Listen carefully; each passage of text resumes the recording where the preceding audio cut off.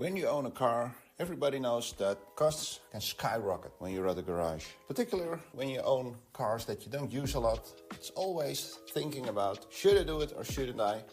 And with this following movie, I will show you when you own a BMW, particularly a Z4, you can save a lot of costs. I'm going to show you how you can do those small things on your own.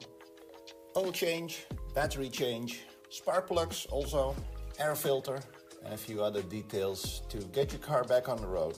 If you like this, then please follow, like this movie, and subscribe to my channel.